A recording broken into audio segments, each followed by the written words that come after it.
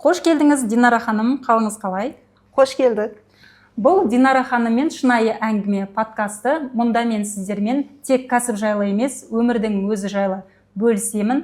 Қуанышта бар, қиындықта бар, қыз жасау мен дастархан туралы ғана емес, адал еңбек, абырой, өмірдің сабақтары туралы әңгіме қозғайтын боламыз. Динара ханым, сізге қояр алғашқы сауалнамам, сіз бұл істі қалай бастадыңыз? Мен негізі бұл істі, мен посуда бизнесіне бірден келмедім. Бір кездері өзі барлық адамдар неге барып, қаргөзге барып, товарлар әкеліп, майда-шүйде заттар әкеліп сатып жатты ғой. Менде сол кезде бір қызығушылық болды. Неге менде барып, қаргөзден товар әкеліп сатып көрейін деп. Сөйтіп барып, товар әкеліп, майда-шүйде, пастельдер соларды әкеліп саттым. Одан кейін мен Турциямен жұмыс жасадым. Турциямен жұмыс жасап, ол Турцияға да товарлар, қыздарға арналған киім-кешектер алдырдым, соларды да саттым. Одан өзіме ұнамады. Одан кейін ыдыс жағына көштім. Ыдысты сатып көрейін деп. Ыдыс сатып көрдім, ыдыс өзіме ұнады. Былай тиімді, жүрегіме жылы.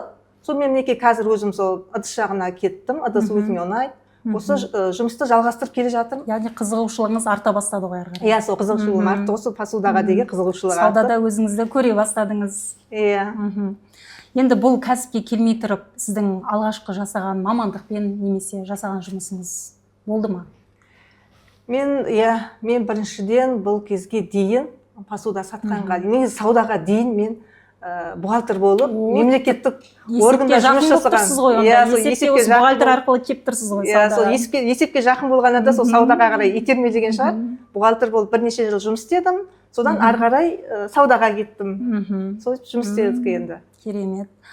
Енді өміріңізде осы бір қиын шешім қабылдау қай кезде болды сізде? Осы кәсіп саласында бір жұмысқа байланысты қиын шешім қабылдау болады ғой бір адамда? Тірелген сәттер. Менде ең қиын сәт болды. Бұл менің жұмыстан шығу сәтім. Мен жұмыстан шығатын кезде өте қиналдым. Өйткені мен бухгалтерлік жұмысты бір жерде бірнеше жыл жұмыс істеп келдім. Қанша уақыт істедіңіз сонда ұзақта? Ол жерде мен 20 жылдан астам жұмыс істедім. Сол жерде бухгалтерлік жұмыс істеп жүрген кезде жұмыстан кету қиын болды. Енді ол жерде айлыққа үйреніп қалғанбыз. Ол кезде жолдасым бизнеске қарай бет алып, магазин аштық. Магазин аштық та сол магазинге жолдасым бір айдай отырды. Сол жерде магазин ашып, енді еркек адамға посуда сату оңай емес, түсінбей. Менен звондап сұрап қояды, мен жұмыстан шыға алмай отырмын. Сонымен не керек, бір айдай жүрдік. Сосын бір күні хабарласты жолдасым. Сен жұмыстан шығасың ба, шықпайсың ба? Неке шықсаң, шықпасаң мен магазинді тапсырам деді. Сол кезде мен бір шошып оянғандай болдым. Демек жолдасыңыздың бір қоңырауы сізге түрткі болып тұр ғой. Иә, неке адамға біреу түрткі болмаса, алға қарай шешім қабылдау қиын екен негізі. Мен жолдасым түрткі болды да, сонымен қой деп уже бірнеше ай қабылдай алмай жүрген шешімді бір сағатта қабылдадым да, орнымнан тұрдым да, сол бизнеске қарай кеттім. Енді бұлай жұмыс істеп үйреніп қалғаннан кейін бизнеске кету болады ма, болмай ма деген ойлар да болды. Қорқыныш болады екен негізі. Қорқыныш болды. Бірақ енді айлықтан байлыққа қарай жол тарттым дейсіз, демек. Керемет. Сіз үшін кәсіп ақша табу ма, әлде бұдан үлкен нәрсе ме? Кәсіп негізі ақша табу қалай сонда? Мен мысалы көбінесе қыз жасауын жасайын, біреулер үйлеріне сыйлықтар алады, немесе новосельеге сыйлықтар алады, тойбастар алады. Сондай кезде мысалы клиент қуанып жатса, клиент алған ыдысына, алған қыз жасауына риза болып жатса, менің де ол қуанышым. Егер клиенттің қуанғаны маған үлкен өзімнің еңбегімнің жемісі ғой. Сол. Түсінікті. Осы енді сауда барысында клиенттеріңіздің сеніміңізді ақтамаған, жарты жолдан тастап кеткен сәттер болды ма? Клиентімді, Айнан, сен маған бір қызды еске түсіріп отырсың, бір клиентімді. Бір клиентім бар еді, келіп, зат алып тұрады, алдын ала ақшасын салып тұрады, енді маған ақшасын салып тұрады. Динара ханым, некемізге 100 мың теңге, 200 мың теңге аударып қояды да, бір-екі күнде барам сізге, товар дайындап қойыңыз. Сенімге кірген клиенттеріңіздің бірі болып тұр ғой демек. Сондай болып тұр, иә. Сөйтіп адам әуел сенімге кірмес бұрын өзі алдын ала жоспар құрады ау дейді негізі. Сөйтіп ол кісі бір екі рет заттарына ақшасын салып тұрды. Мен оған заттар балалар дайындап қояды, бір екі күннен кейін келеді да товарды алып кетеді. Сөйтіп екі үш рет жүрді. Сонымен бір күн тағы да осындай қайталанды. Ол кісі ақша салды, біз затты дайындап қойдық. Сөйтіп келіп заттарын алды, бірақ енді қосымша заттарды алып ол кісі бір шамамен бір 650-700 мың теңгеге сауда жасады. Сөйтіп заттың бәрін есіктің алдына газельді қойып қойған, балалар апарып салып берді газельге. Сөйтіп ана клиентім қызым келді да, тәте мен қазір келемін, мінекей, сіз заттарды дайындап салып қойдыңыз, ақшаңызды қазір әкеліп беремін деді да, сол бойы жоқ болды. Соның тағы бір қызықшылығы бұның, бұл негізі енді қалай айтсақ болды, алаяқтық дейміз ба, білмеймін енді. Иә, қазір ондай адамдар көбейіп бара жатыр. Иә, алаяқтық қой. Одан кейін де бір екі қыздар келіп, сол Назгүл ханым сіз Назгүл ханымның магазині ма мына жер, сіздер сонда жұмыс істейсіздер ма деген сұрақтар қойды. Сіздің атыңызды жамылып басқа адамдарға жалған ақпарат таратып жүрген. Иә, сөйтіп тұр ғой енді Назгүл ханым. Сөйтіп сондай моменттер болған негізі. Қарап отырсақ, сонда алаяқтың бір жоспары осындай болады екен. Жұмысыңызды істей келе адамда піседі дейсіз ғой демек. Иә, одан кейін пістік қой енді бәріне. Енді жалпы осы кәсіпті кішкентай кезіңізден армандадыңыз ба? Армандар орындалады дегенге сенесіз бе? Осылай кәсіп бастаймын, бизнес-вумен боламын деген бір армандар болды ма кішкентай кезде? Негізі армандар орындалады дегенге өзім сенем. Өйткені мен ауылда енді кішкентай кезімізде енді қыздар болады, жаңағы көрші қыздар болады, өзімнің подружкаларым бар, бәріміз ойнаймыз кішкентай кезімізде. Біреуіміз магазинші боламыз, біреуіміз мұғалім, біреуіміз дәрігер, біреуіміз тағы сондай әртүрлі болып ойнаған кезде мен сол кезде магазинші болуды ойлайтын. Неге? Өйткені біздің ауданнан заттар келеді, товарлар келеді, магазинге түсіреді. Сол кезде магазинге түсіріп жатқаннан аналарымыз барып очередке тұрады. Алдына жетеді товар, артына жетпейді. Сол кезде магазин меңгерушісі болатын Даража апа деген, менің папамның класстасы. Сол Даража апама мен қызығатынмын. Өйткені сол кезде кішкентаймыз ғой, енді ойлаймын, Даража апада барлық товар бар, рахат не алғысы келеді, не қойғысы келеді, өзі алып, сөйтіп пайдаланады, қолданады, как будто бір Даража апа бір бай сияқты, қолында барлық зат соныкі деп ойлағам ғой. Сол неке сол арманым менің 30 жылдан кейін орындалып тұр. Қазір өзімнің демек неке магазинім да бар, товарларым да бар. Сол енді қазір мен қыздарға айтқым келеді енді. Қорықпаңыздар, армандаңыздар. Негізі армандар ерте ме кеш пе орындалады. Сәл шыдамдылықпен төзімділік керек дейсіз ғой, бастау үшін қорықпау керек деген басты. Дұрыс айтасыз. Мысалы, қыз жасау жинағанда аналар көп қателіктерге бой алдырып жатады. Қыз жасау жинағанда бірінші неден бастау керек? Аналарға не айтасыз? Көп ата-аналар қыз жасауын жасаған кезде қателік жібереді. Ол қателік бірінші қолда тізім болмайды, список болмайды. Не алу керек екен, не қою керек екенін білмейді. Сөйтеді да артық товарға, артық затқа ақша жұмсайды. Екіншіден, уақыттың тығыздығы. Уақыт жақындап қалады, олар сол кезде қимылдайтын ата-аналар да болады, аналар да болады, қыз жасауына келсе. Одан кейін сапалы ыдыстар алу, үйлесімін таппай қалуы мүмкін, сапасы арзан болып қалуы мүмкін, сапасы жағы нашарлау болып қалуы мүмкін. Осы қателіктер бізде қазіргі. Түсінікті. Енді сіз үшін бұл кәсіпті бастамас бұрын жолдасыңыздан қандай демеу көрдіңіз? Яғни сізді қолдап тұр ғой бұл кәсіпті бастау үшін жолдасыңыз? Иә, негізі бұл ыдысқа келуімен жоғарыда айтқандай, мен өзім жолдасым көмектесті ғой. Сол кісінің идеясымен біз осы посуданы аштық, магазинді аштық. Өзі сол қиыншылықтың басында жүріп, магазинді бірінші өзі сауда жасап, сол кезде барлығын ары қарай ұйымдастырған. Сол жолдасының арқасы. Демеу беріп, көмек қолын созып тұр, демек жолдасыңыз. Бір адамның қолынан келу енді қиындау болады да, негізі. Енді ыдыс жағына келсек, тойбастарды дұрыс таңдамаудың салдары қандай болады? Мысалы енді біз білесіз, әйелдер көзбен жақсы көреміз ыдысты, бар әдемілікті алғымыз келеді. Тойбастарда қандай қателіктер жиі орын алып жатады? Тойбастарда мен айтар едім, көп бізде қазақта той көп, не көп, той көп. Тойбастар алады, барлығына тойбастар таратады. Мысалы қазіргі кезде бәрі таратып жатады ғой тойбастар. Сол кезде тойбастар бір аналарымыз бар, бір келеді да маған 500 теңгеге тойбастар тауып бер, бірақ өз көлемі үлкен болсын дейді.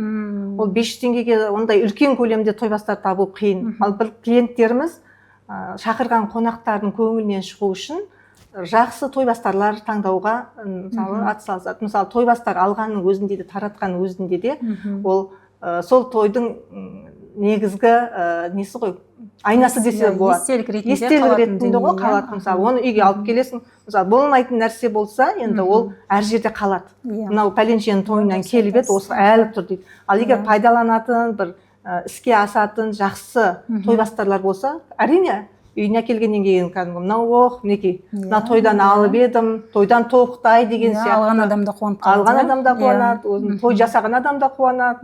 Сол енді тойбастардың неше түрлі негізі сыйлықтар көп. Енді өзіңіз сияқты осылай жаңа кәсіп бастаймын деген жастарға қандай кеңес бересіз? Жаңадан бастайын деп жатқан, кәсіпкерлік жолға түскісі келіп жатқан жастарға қандай кеңес берер едіңіз? Жастарға айтарым, негізінен қорықпау керек. Бір істі бастадым ма, аяғына дейін апару керек, табандылық керек. Бұл жерде мысалы мен өзімнің немнен, опытымнан, мен бірақ нишамен келген жоқпын, тек қана посудамен келген жоқпын ол жерде. Мен ол жерде бірінші жаңағы майда шүйделер саттым, киім кешек деген сияқты. Одан кейін пастелдер саттым. Ең соңында келіп ыдысқа, неге жүрегіме жақын ыдысқа келіп тоқтадым. Сол сияқты әр нишаны көру керек, өзі қайсысы, мысалы сен жүрегіңе жақын, мысалы қайсысы, сонымен ары қарай жалғастырып алып кету керек та. Қорықпай бизнес бастай беру керек. Ешқандай да қорқыныш жоқ. Көптеген отбасылардың қыз жасау жинағында көп қателіктерге бой алдырып жатады. Соның бірі ыдыс таңдауда. Осы жағдайға қандай кеңес берер едіңіз сіз? Ыдыс таңдаған кезде көп, енді ыдысты таңдаған кезде көбісі, мысалы бағасы қымбат болса, әр ана енді ерекше болғанын қалайды ғой, қыз жасауының мінсіз болғанын қалайды. Ыдысты таңдаған кезде, мысалы қымбат болса, сапасы жақсы деп ойлайтындар бар. Енді бірақ та ойым осылай, негізі қымбат болса, ыдыстың сапасы керемет болады деп ойлайды. Ол кейбір жағы, ол керісінше жағы да бар, мысалы. Ыдыс бірдей ыдыс болады, бірақ фирмаларда әртүрлі. Олардың біреуінің мысалы бояуы кетіп қалуы мүмкін, және тез сынып қалуы мүмкін, мысалы сондай болады да. Сондықтан да ыдысты несіне. Енді ата-ана тарапынан осы қателікті болдырмау үшін не істеу керек сонда? Ата-ана ыдысты дұрыс таңдаса, бірінші сонда бір список белгілі бір дайындап алып, базарға барар кезде алдын ала дайындап жоспарлап алу керек пе? Мысалы қыз жасауын жасайтын ата-ана мысалы қолында список болу керек. Список мінекей, бүгін мен қыз жасауын жасаған кезде не алам деген сияқты. Майда шүйден бәрін жазып қою керек. Базарға барған кезде есің кетіп ұмытып қаласың, не алу керектігін. Сондықтан да барлық список не алатыны осы списокта болса жақсы. Одан кейін алдын ала қамдану керек. Уақыт тығыз болған кезде емес, базарға қарай жүгіріп ойбай деп, мен мінекей алуым керек. Ол кезде тез алынған зат асығыс болады да, мысалы кейбір ыдыстар өзінің үйлесімін таппауы мүмкін, сапасы жағынан нашарлау болып қалуы мүмкін. Сондықтан асықпай уақытында қамдану керек. Ал енді белгілі бір осы қыз жасауына байланысты бір дайын пакеттеріңіз бар ма сіздерде? Мысалы, кейбір ата-аналар білмейді ғой, қыз жасауына не кіреді, мысалы қандай ыдыстардың құрамы кіреді. Сол кезде кеңестеріңіз бар ма? Или дайын осындай набор ыдысымыз осы жиынтықтың құрамында осындай кіреді деген сеттеріңіз бар ма? Ондай негізгі дайын ыдыстарымыз бар, барлығын тізімін жасалынған. Ол мысалы стандарттық түрі дейді, базистік түрі дейді, әртүрлі пакеттер жасалынған. Оны білу үшін біздің WhatsApp-қа хабарлассаңыздар болады. Мен сол WhatsApp арқылы қай мысалы стандартқа қандай, базистік түрге қандай ыдыстар жататынын барлығын түсіндіріп берем. Сол арқылы заказ берсеңіздер болады. Ол кезде мысалы өзіңіздің неңізді, уақытыңызды да үнемдейсіз, нервіңізді да шамалы кішкене жаңа не дейді, ұстанды той кезінде қарбалас болады ғой, уақыт жеткізе алмай, тойға деген толқыныс болады, соның бәрі енді ата-анаға сол неге осы пакеттер өзінің жеңілдетеді. Жеңілдетіп, уже не алу керек, не керек, уақытты да үнемдейді. Дұрыс, өте рахмет. Енді бізде үй жағдайында мысалы қолданыста жүретін ыдыстарды қалай таңдаған дұрыс? Мысалы ыдыстың түрлері болады ғой, мысалы фарфор деген сияқты, керамика, соларға қалай тоқталып кетесіз? Мысалы қолданысқа мысалы қандай ыдыстар? Мысалы әр отбасы өзінің, мысалы кейбір отбасыда қонақтар көп келеді.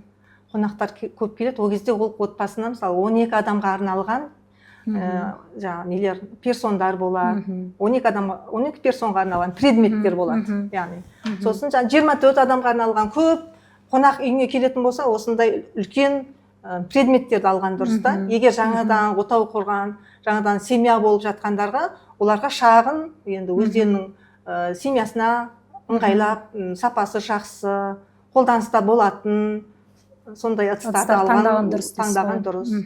Енді ыдыста заман талабына сай түрлі әдемі дизайндарға ауысып жатады ғой. Сол талапқа сай сәнді қуған дұрыс па, немесе өзіңе ыңғайлы, комфортыңыздағы ыдыспен шектеліп қалған дұрыс деп ойлайсыз ба? Негізі ыдыстың күніге десем, күніге болғанда енді айына деп айтсам да болады. Неше түрлі ыдыстар шығып жатады. Сен мысалы моданы қусаң, жете алмайсың. Мінекей сен бүгін бір посуда алдың ба, уже бір 15 күннен кейін, бір айдан кейін қайтадан бір посуда шығады. Өкініп тұрамыз ғой, ана алу керек деген сияқты. Өзіңе ыңғайлы болу керек барлығы. Негізі бірақ енді ақ посудалар негізі модадан қалмайды ғой. Ақ посудалар негізі модадан қалмайды. Солар жақсы. Рахмет кеңесіңізге. Енді ата-аналар ыдыс жинауда жиі қателіктер жіберіп жатады ғой, жаңа айтып өттіңіз. Сол ыдыс аяқтарды мысалы енді қаншалықты көп алған дұрыс қыз жасауына? Көп ата-аналар мысалы барлығын түгендеп жатады ғой, қонақ күтетін сервисі бар, қазан наборы бар, соның бәрін алған дұрыс деп ойлайсыз ба? Мысалы жас бөлек шығатын отбасыларға. Енді бұрынғы кезде мысалы бұл негізі қыз жасауы деген біздің бұрыннан... Сол негізі қыз жасауы керек па негізі? Қыз жасауын жасау керек, бұл біздің бұрыннан келе жатқан, ғасырлар бойы келе жатқан ата-бабамыздың дәстүрі ғой. Енді ол кезде, енді ертеректе, бұрынғы кезде енді ондай қазіргідей сервистер жоқ, фарфор деген нелер енді неше түрі жоқ қой енді қазіргідей стильде. Ол кезде енді апарды, мысалы, төсек орындар, жаңағы ағаш қасы, қазандар деген сияқты. Енді қазіргі заманға сай, енді көп ата-ана өзінің қызына жақсы апарғанды қалайды ғой барлығы да. Сондықтан қазір неше түрлі ыдыстар бар, тек ыдыстар өзінің бір-бірімен үйлесімін тапса болды. Мысалы, дастархан жайып қойған кезде, ана ыдыспен екінші ыдыс бір-бірінің үйлесімін тапса, дастарханыңыз әдемі болып тұрады, сәнді болып тұрады да. Келген қонақта, мысалы, бірінші тамақ емес, әуел ыдысқа көз түседі. Ыдысың әдемі болып тұрса, дастарханыңды ашады деген сөз ғой. Яғни жасаусыз қыз болмайды дейсіз ғой. Жасаусыз қыз болмайды. Енді осы жасаудың ішінде белгілі бір қыздың артынан бармау керек деген бір ыдыстар бар ма? Мысалы, өзі қазақтар ырымшыл халықпыз ғой. Мына ыдыс баруға болмайды деген бір тыйым салынған ыдыстар бар ма осы жасауға қосылатын ыдыстардың қатарында? Негізі бір Қазақстанда тұрсақ та, әр елдің салты басқа, иттері қарғасқа дейді. Сол сияқты, мысалы, оңтүстіктің қыз жасауы басқа, солтүстіктің қыз жасауы басқа. Мысалы, батыстың қыз жасауы басқа. Әр жақтікі әртүрлі. Бір кейбір жақтарда, мысалы, пышақ апармайды. Үстіңше тіпті қазанда апармайды деп естідім. Бір қазанда апармайды. Мысалы, оңтүстік жақта қазан апармайды. Ол жақта көбісі оңтүстіктің адамдар келіп қыз жасауын жасаған кезде, мен өзім клиенттерім де бар, тараздан келіп, менен келіп қыз жасауын жасайтын қыздар бар. Осы кезде бір тәтем есіме түсіп отыр. Таразда тұрады өзі. Былтыр қыз жасауын менен жасап алып кеткен қызына келіп, тараздан келіп, соның бәрін әдемілеп, бәрін жасап, сөйтіп жасап берген. Одан кейін биыл өткенде жақында ғана келді, екінші қызы тұрмысқа шығып жатыр екен.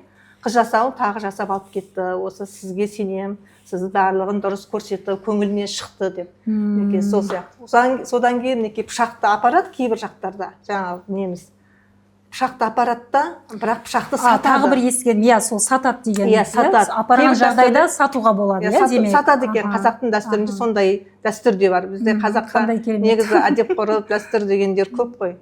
Сондай. Енді осы дұрыс ыдысты таңдаудың бір өзінше қырлары, лайфхактары бар ма? Дұрыс ыдыс таңдаудың, мысалы, мына ыдысты былай таңдасаң, бұл тез бұзылады, тез сынады деген сияқты. Ыдыстар таңдаған кезде біріншіден сапаға қарау керек. Мысалы, қалыңдығына қарап жатамыз ғой. Қалың болса, ол ұзаққа шыдайды деген сияқты.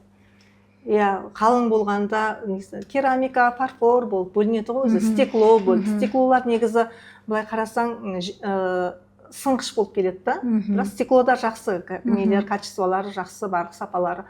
Енді бір ыдысты алсақ, мысалы, бір ыдысты алсақ, оның әртүрлі фирмада болады. Оның фирмасына да байланысты. Сапасы нашарлау болуы мүмкін, бояу тез кетіп қалуы мүмкін. Сондықтан ыдысты таңдағанда негізі сапаға да қарап, дұрыстап алған жөн. Енді сіз саудада жүрсіз, мысалы, саудаға қыз жасауын дайындаймын деген ата-аналарды көбіне, мысалы, не қинайды деп ойлайсыз осы жасау жинаған кезде? Көп аналарды қинайтыны, мысалы, товарды, ыдысты, затты әр жерден жинау. Мысалы, ыдысты ана жерден алады, қазанды ана жерден алады. Ол бірдей болмай шығады, ол да уақытты жоғалтады ғой. Стил нелері бір-біріне келмей қалуы мүмкін, мысалы. Узорлары келмей қалады, әртүрлі болады. Сосын ол да уақытты алады бір жағынан, бір жағынан уже шаршайды. Көбінесе қыз жасауын жасайтын бізде аналар ғой. Сосын қастарында қыздары жүреді, аналар жасайды. Өткенде тағы да бір апам есіме түсіп отыр, осы жерде айтқан кезде, бір апам келді, қыз жасауы, уақыт тақалып қалған. Апам уже қыз жасауын маған көмектесіңіз, осындай қыз жасауын жасауым керек, уақытында тақалып қалды. Соны апаға, апа уайымдамаңыз, мінекей бізде барлық нелер бар, ыдыстар бар, қайсысы керек, өзінің қаражатына қарай барлығын ыңғайлап, жинап, сол апамызды қуантып берген жайымыз бар. Кейін ол апам хабарласып, тойды аман есен өткізіп алдым қызым, мінекей қыз жасауы бәрі күшті болды, рахмет айтып жатыр деп сөйтіп өзі. Демек бұл кәсіп сізге тек саудаңыз кәсіп емес, яғни әрбір отбасыға бір қуаныш сыйлау болып тұр ғой. Әрбір отбасының қуанышы, мен ол өзімнің еңбегімнің жемісі деп білемін. Мен тек қана өзім тауарымды сату емес, клиентім қуанса, ол да мен үшін бір мәртебе. Енді осы жұмысыңыздан сіз бір жұмыс деп қарайсыз ба, әлде бір осы жұмысыңыздан бір демалатын сәттеріңіз бола ма? Болады ғой бір адамда ертең жұмыс, нан істеуім керек, ананы жіберуім керек деген сияқты бір қиындықтар болады ғой әр жұмыстың. Қиындықтар, әрине қиындықсыз жұмыс болмайды, бірақ мен өзім осы посуда бизнесін жүрегіммен қалап алғасын, маған өзіме ұнайды. Мен магазинге бармасам, ауырып қалам деген сияқты ғой. Магазинге барғым келіп тұрады, маған клиенттермен сөйлескен, неше түрлі клиенттер келеді, клиенттермен сөйлескен ұнайды. Сосын келіп олармен бірге бірлесіп отырып, мысалы қыз жасауы ма, немесе новосельеге біреуге сыйлыққа бір нәрсе алатын болса, тойбастарға, соларға мінекей ұсыныстар жасап, мынаны алсаңыз болады, мынаны алыңыз, мынау күшті болады деп, мысалы, соның барлығы бір-біріне мынау үйлесімді болып кетеді деп, соның бәрін жасаған өзім жұмысым өзіме ұнайды. Бұрын енді тойларда осылай сервис набор деген сияқты алып беруші едік қой, қазір солай қолданыла ма әлі? Мысалы, тойларға сыйлық ретінде апару, жас жұбайларға сыйлық ретінде апару. Әлі де бар ма? Әлі де бар. Қыз жасауын жасаған кезде, мысалы, қазір 48 предмет деген наборлар шықты.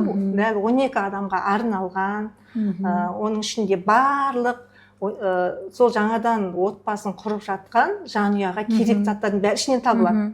Өзі коробканың ішіне бәрі салынып тұр, ыңғайлы. Одан кейін кастрюль наборлар деген бар. Ішінде чайнигі де бар, кастрюльдер де бар.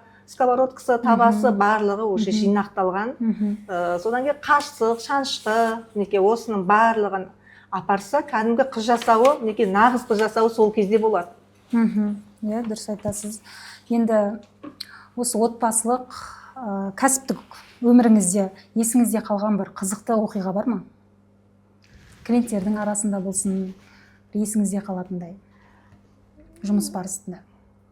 Менде қыз жасауын бізде, мысалы, енді қазір әңгіме қыз жасауында болып жатыр ғой. бізде қыз жасауын жасаған кезде көбінесе бізде аналар жасайды деп ойлаймыз да. Жоқ, менде бір клиентім болды. Осы былтыр келді, бір 19-20 жастағы бала магазинге келді. Ананы қарайды, мынаны қарайды. Мен жас бала ғой, жүр. Сосын баладан, жас жігіттен сұрадым. Не іздеп жүрсің, қандай посуда көрсетейін, не іздеп жүрсің десем, сөйтсем, ол сестрасы тұрмысқа шығып жатыр екен, әжесі бар екен. Сестрасы жұмыста, енді шыға алмайды. Әжесі осы немересін жіберген. Әжесі үлкен кісі. Осы балам қыз жасауын көріп, енді алып кел деген ғой енді. Мен өзім шыға алмайын деп. Сонымен жаңа баламен кеңесіп отырып, мынандайды мінекей, мынандай апарсаң болар. Неке мынандай апарат қыз жасауына деп, жаңа балаға көмектесіп, қыз жасауын әдемілеп жасап беріп, ол жігіт те риза болып, рахметін айтып, кейін әжесі де рахметін айтып, сөйтіп, тек қана аналарда жасамайды екен, сол кезде көрдім. Кейбір енді әртүрлі жағдайлар болады ғой. Жағдайлар болады екен. Енді жаңа айтып өттіңіз, ол дайын пакеттеріміз бар. Сол дайын пакеттерге клиенттердің көзқарасы қандай, мысалы? Сол дайын пакеттермен көп алушылар бар ма? Жоқ, әлде өздері осылай құрастырып берсеңіз, өзінің ойымен құрастырып ала ма әлде ыдыстарды? Қалай жүгінеді, көпшілік адам жүгіне ме осы дайын пакеттерге? Дайын пакеттерге жүгінетіндер де бар. Енді клиенттердің бәрі бірдей емес. Дайын пакетке жүгінетіндер бар. Ол кезде оның ішінде уже барлығы дайын болғанда, үш түрлі неде болады ғой, стандарт, базистік түр деген сияқты. Сіздің ойыңызша дайын пакеттің артықшылығы неде сонда? Уақытыңызды үнемдейсіз. Сіз мысалы базардан әр жерден, ан жерден, мын жерден, қыстың суығында, жаздың ыстығында әр жерде жүрмейсің да, шаршамайсың. Енді апаларымыз да айтады, ол кісі мысалы давлениесі бар, көтеріліп, ан жаққа барады, мын жаққа барады, шаршайды деген сияқты. Ол қыз жасауын жасаудан басқа ол кісі де басқа да мысалы тойға дайындықтар жетіп жатыр ғой. Сонда дайын пакет негізі ең қолайлы. Уақытыңызды үнемдейді біріншіден, нервіңізді орнына келтіреді. Иә, дұрыс айтасыз. Яғни енді әрбір отбасыда салтына қарай мысалы ыдыс таңдаулары бөлек болады ғой. Мысалы енді сізде жаңағы ағаш ыдыстар мысалы әлі қолданыста бар ма? Ағаш ыдыстар мысалы бізде трендте келе жатыр ғой, әлі де қазақша астаулар, солар әлі де мысалы қолданыла ма? Сұранысқа ие ма сол ыдыстар? Иә, ағаш ыдыстарды көп алады. Енді біздің ойымызша оны тек Наурыз мерекесінде осылай әдемі көріну үшін қолданып жатамыз ғой. Иә, ол ағаш ыдысты қазір көп салады, өйткені ол қазір бұрынғыдай емес, уже қазір олар наборлар болып шыққан, ет табағы бар, жаңа сорпа құятын несі болады, ыдысы болады, ожауы бар, пиаласы бар деген сияқты, барлығы уже набормен келеді. Бізде негізі бұл ағаш ыдысты көбінесе батыс жақтан заказ береді, батыс жақтағылар көп алады. Енді қазір этностиль бізде тренд болып жатыр ғой, соған қарай әлі де сұранысқа ие болып жатыр ғой. Әлі де ие. Рахмет. Енді осы ыдысты таңдау керек екен білгіңіз келсе, осылай көрермендерге қалай сізге хабарласса болады? Мысалы, сіздің ыдысыңыз жайлы ақпарат алу үшін қалай көрсе болады? Біздің негізі ыдыс, айттым ғой, барлығы жаңағыдай пакеттер бар, немесе жеке келіп алса да болады. Біздің WhatsApp арқылы хабарласса болады, немесе біз негізі Алматы қаласында орналасқанбыз. Онлайн доставкада, офлайн доставкада бар ма сіздерде? Иә, бар. Доставкаларыңыз бар. Барлық Қазақстанның барлық қалаларына жібереміз, біздің Алматы қаласынан. Егер Алматы қаласында болса, өздері келіп, магазинімізден келіп алса болады. WhatsAppқа хабарласса болады. Біздердің өзіміздің мынандай посудалар, басқа қалалар болса, мынандай бізде осындай нелеріміз бар. Стандарттың ішіне мынандай заттар кіреді, базистің ішіне мынандай ыдыстар кіреді деп барлығын жазып, түсіндіріп бере аламыз. Енді дүкендеріңізде осы ыдыс аяқпен ғана шектеліп отырсыздар ма? Одан басқа заттар да бар ма? Мысалы, қаншаға жуық тауарларыңыз бар дүкендеріңізде? Біздің магазинімізде негізі 1000-нан астам тауарлар бар. Ыдыс аяқ, наборлар бар, жеке ыдыстар бар, кастрюльдер, мысалы кастрюльді алсақ, бір кастрюльдің өзінде неше түрлі болып бөлінеді олар. Литріне байланысты бөлінеді, фирмасына қарай байланысты өзгереді. Мысалы сапасына қарай да, мысалы барлығы әртүрлі болып кетті. Бір кастрюльдің өзі. Осы бізде 1000-нан астам товардың түрлері бар. Әртүрлі бөліне береді дейсіз ғой? Бөліне береді. Енді осы мысалы тойбастарға қайта оралсақ, тойбастарды қазір бір келкі қылып алған дұрыс па? Әлде мысалы бұрын бізде болды ғой тойбастарды әртүрлі заттармен ішін толтыру, мысалы 12 адам ба, солда 12 адамға әртүрлі қылып алатын. Сол әлі де бар ма? Әлде солай алатын клиенттеріңіз бар ма? Ондай клиенттер де бар. Бұрын болған бізде, мысалы бір столда 12 әр адам адамның талғамы басқа дейсіз ба? Әр адамның талғамы басқа. Енді бір кісілер сондай қылып алған жақсы көреді, әлі күнге дейін келеді, мысалы 12 адамға ыңғайлап, шақтап, сөйтіп барлығын алады. Бір кісілер барлығына бірдей берген жақсы көреді. Өйткені мысалы кейде бір клиенттерім бар айтатын, түсіне дейін мына мысалы көк свет, қызыл свет алды ма, мынаның түсін бірдей қылып берші маған. Өйткені біреу алса, маған қызыл келді, мынау көк келді, ренжіп қалмасын, бір келкі болсын деп айтатындар да бар. Енді әркім талғамы әртүрлі болады. Ол қалмады, әлі екі түрі де бар әлі. Клиентке байланысты ол барлығы. Ал енді мына приз жағына келсек, призге де сол ыдыстарды қоса ма, әлде техника жақтарымен де араластырып жатыр ғой қазір? Приздің өзі қазір күшті болып баратыр заман талабына сай. Иә, қазір техниканы да қосады қазір. Мысалы, ыдыстан. Бұрын мысалы той нелерге, приздерге жеңіл түрде беретін еді. Қазір жоқ. Қазір уже телевизорда қосатын болды. Одан кейін кілем де қосады, ыдыс аяқта қосады. Қазір барлық түрі енді қосылып бірте-бірте дамып келе жатыр. Ыдысының түрі де, тойда берілетін, қазақ өзі тойға шашылатын халықпыз ғой. Тойға бар жүрген терімізді тойда шашайық деп еңбектенеді ата-аналар. Дұрыс. Енді осы кәсіпті, отбасылық өмірді қатар алып жүру сіз үшін қиын емес пе? Мысалы, енді базарда күнделікті тұру керек деген секілді отбасылық өмірді қатар алып жүру қиындық туғызбай ма сізге? Негізі кәсіп пен отбасы әйел адамға бірге алып жүру оңай емес. Үйдің шаруасы бар, үйдің шаруасы бар, бала шаға деген сияқты, магазинің бар. Бірақ егер сенің отбасыңнан қолдау болса, жүрегің сол жұмысты қалап тұрса, шын жүрегімен істеп жатсан, барлық ондай қиындықтарды жеңуге болады. Ол біріншіден қолдау беріп жүрсе, отбасың бар. Қолдау, басты. Ең бастысы, ер азамат қолдау көрсетсе, барлық қиындықты шешуге болады дейсіз ғой. Рахмет. Енді өзіңіз үйіңізде осы ыдыс аяқтың, енді өзіңіз кәсіпкерсіз ғой. Осы барлық ыдыс түрі бар ма үйіңізде? Ана сөз бар ғой, етікшіге жармайды деген. Сол сөзге қаншалықты сәйкес келеді деп тексерейін деген ғой.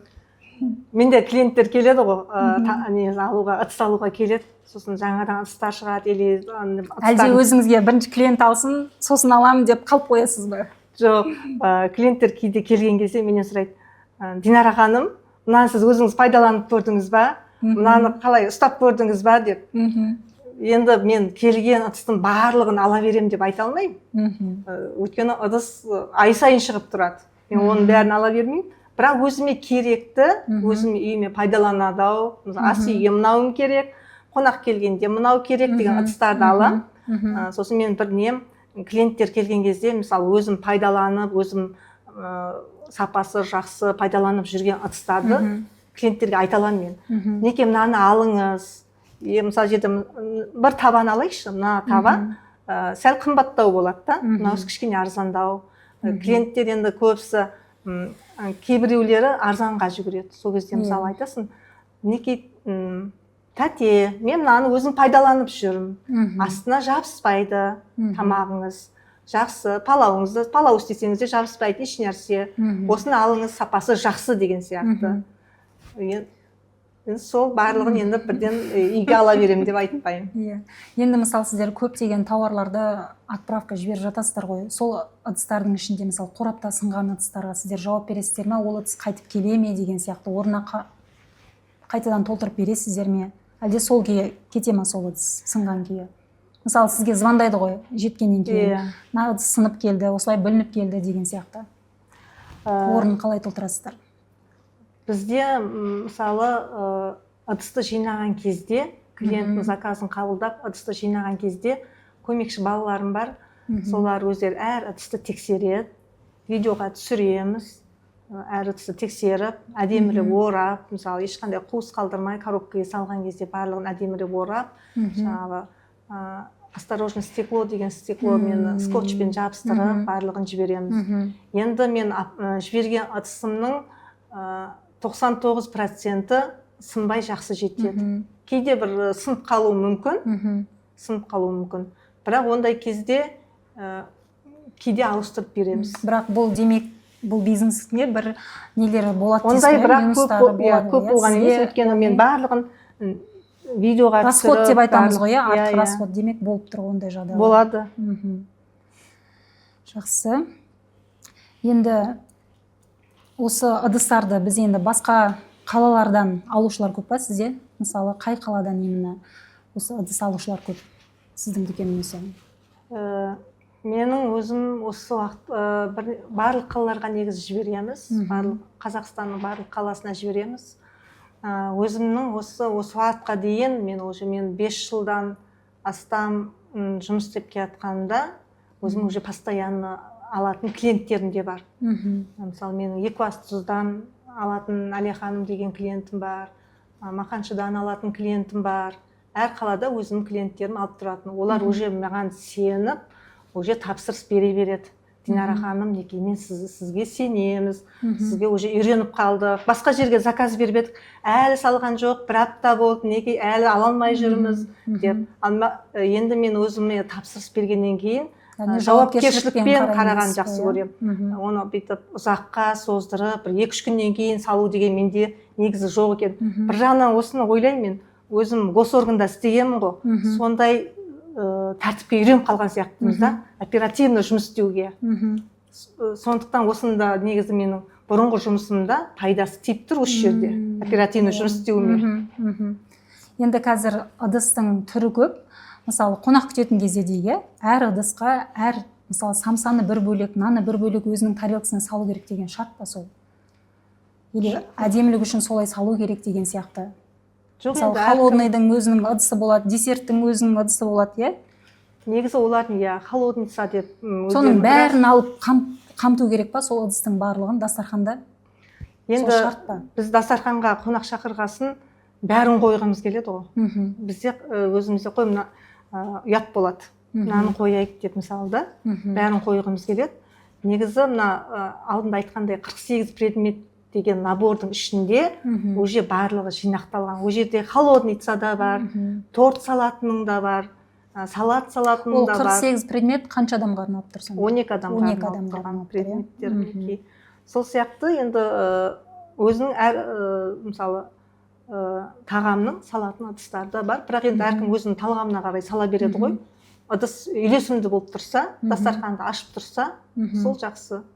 Енді мынау ыдысты қарызға алып, ақшасын бермей кеткен туыстарыңыз, сондай бір жақын адамдар туралы не айтасыз? Болады ғой ондай адамдар енді. Беремін ғой, қасымда жүрмін ғой деген сияқты адамдар болады ғой.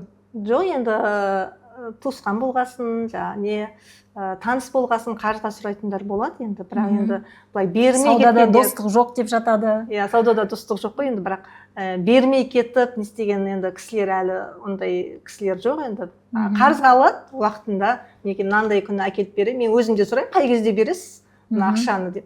Сол кезде өздері әкеліп береді, пока ондай жоқ енді. Енді меніңше сіз енді өзіңіз қанша қызыңыз бар? 2 қыз, 1 ұлым. Енді 2 қызыңызға қазірден бастап жинап жатсыз ба, қыз жасауын, әлде қорқыныш жоқ, өзімнің қолымда ғой деп отырсыз ба? Мен аналар негізі не дейді, қыз жасауын жасаған кезде келеді ғой маған жаңа. Сол кезде өзім есіме түседі, мен де қызым уже бой жетіп келеді, қыз жасауын жасау керек қой, қазірден бастап алып қоюым керек деп. Енді бәрін былай алып қойған жоқпын, жаймен жинап атқан жайым бар. Енді кезінде енді былай көреміз бұйырғанын. Әр ана қыз жасауының ерекше болғанын қалайды ғой енді. Рахмет, енді ыдыс жайлы барлық сұрақтарды қойдық деп ойлаймын. Ашық әңгіме болды деп ойлаймын. Бүгін бізге уақытыңызды бөліп, осылай подкастқа келгеніңізге рахмет. келесіде міндетті түрде алдағы уақытта шақырып тұратын боламыз. Саудаңыздың берекесін берсін, Аумин. клиенттеріңіз көп болсын. Әумин.